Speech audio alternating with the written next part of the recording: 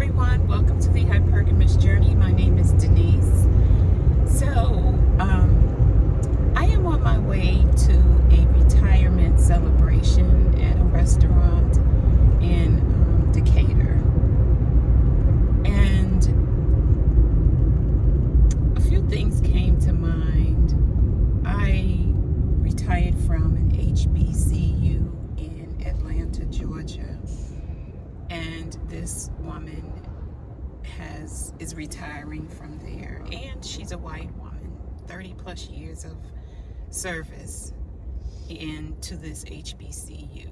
And what I have found is that people, particularly white people who work at HBCUs, there's a commitment, and they stay for long periods of time. They are committed to their profession as an educator and to the subject area where they have expertise. And they want to see Black college students and other students of color to succeed in this world. And what I've discovered at my time at this HBCU before I retired is that these white and other professors of color, I'm going to stick to white, they know that they have special privilege. They talk about it. They are open about it. They know that when they walk into a room that they can get certain services, certain funding done because of the color of their skin. But this video isn't about that. It's about seeing past color and acknowledging that this woman has been dedicated. She was my former supervisor. She's dedicated 30 plus years of her life. She advocates for students of color. I say Black students because 99.9% of the student body is Black at all of these HBCUs here in the Atlanta area. And so I am on my way there, and she taught me a lot about collaboration. I don't like collaborating with other people on other things, and especially in the school or the college where I worked and she was my supervisor. I just didn't like it. And I never liked collaborating with other departments. No matter what job I had, I just didn't like collaborating with other departments.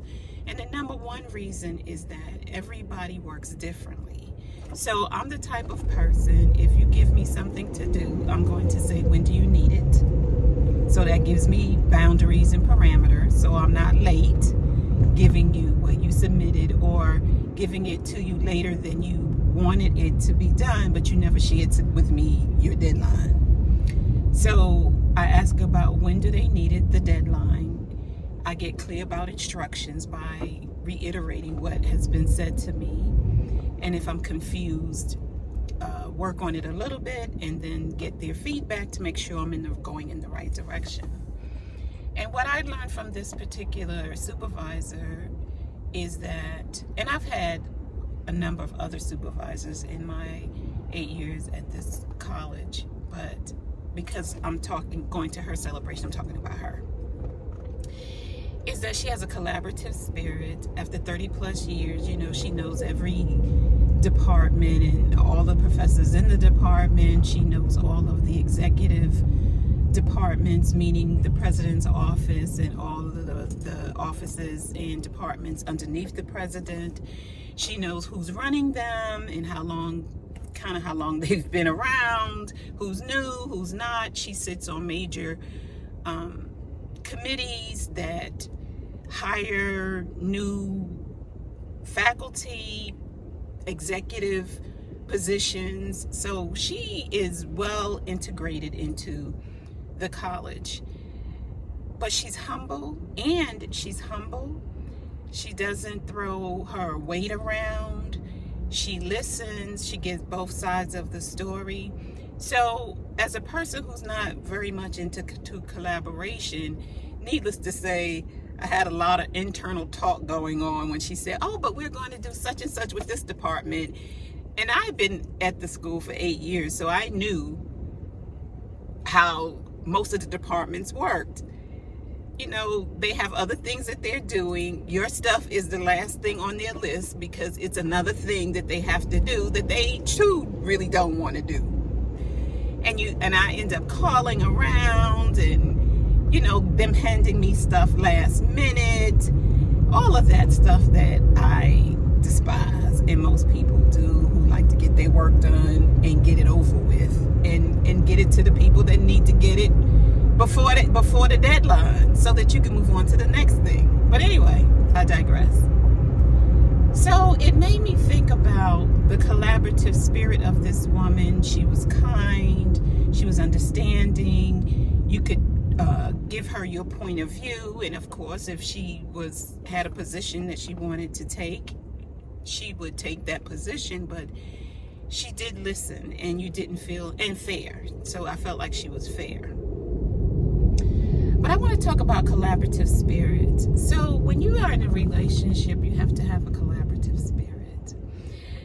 And so I was talking to my guy, and he was talking to me about some health, not even his health issue or my health issue, but just like a health topic.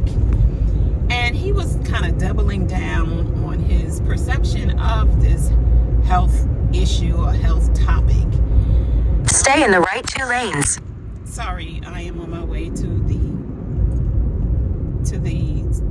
retirement celebration, and I have my GPS on. So he was doubling down on the issue, and I found myself kind of being resistant to what he was saying. And then a little voice popped in my mind, and it said, why are you arguing with him about that? That's how he thinks. Just say, I understand.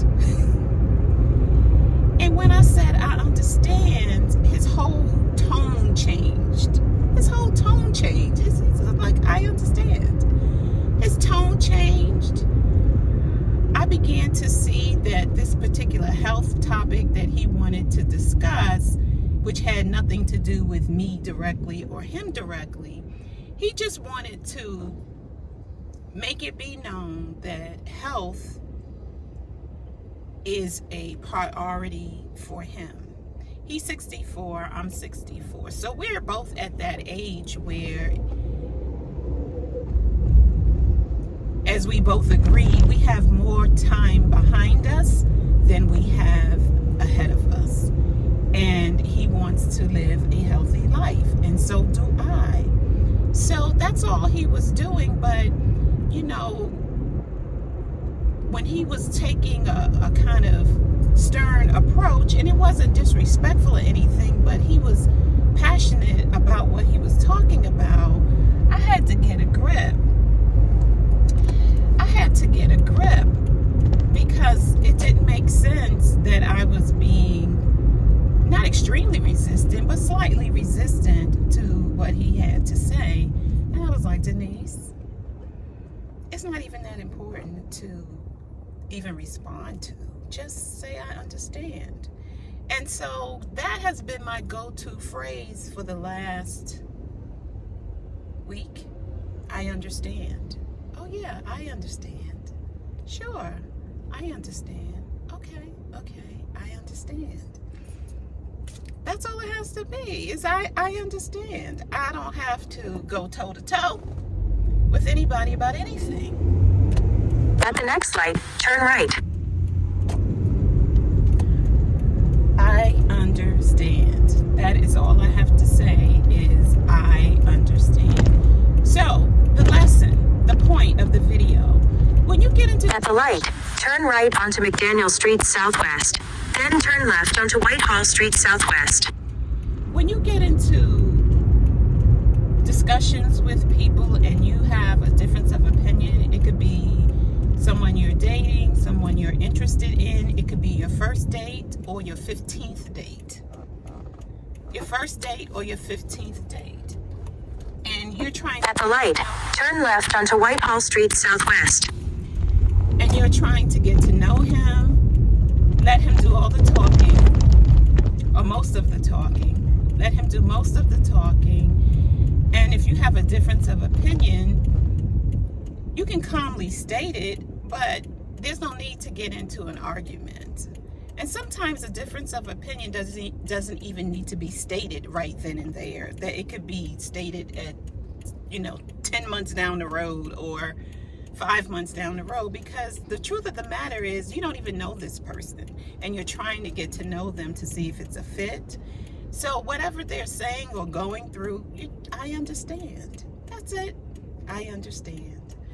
Thank you for watching this video. Don't forget to give it a thumbs up or like, share, subscribe to the channel, and what else? Yeah, let me know what you think about what I said. It always helps to have a certain phrase that you use that's really can be applied in any and all situations. And when you're discussing things with people, I understand. Oh, I know what you mean. But my go-to is At the next light, take a slight right turn. So let me know what you understand about this video, and I will see you in the next one. Bye.